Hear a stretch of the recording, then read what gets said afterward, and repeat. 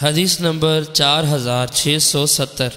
حضرت حذیفہ رضی اللہ عنہ فرماتے ہیں، میں نے عرض کیا یا رسول اللہ، لوگ برائی میں تھے تو اللہ تعالیٰ بھلائی اسلام لایا، اور اب ہم اس میں ہیں تو کیا اس بھلائی کے بعد شر ہوگی؟ آپ نے فرمایا ہاں۔ میں نے عرض کیا کیا اس شر کے بعد خیر بھی ہوگی؟ فرمایا ہاں۔ میں نے پوچھا اس خیر کے بعد شر ہوگی؟ آپ نے فرمایا ہاں۔ میں نے عرض کیا کیسے ہوگی؟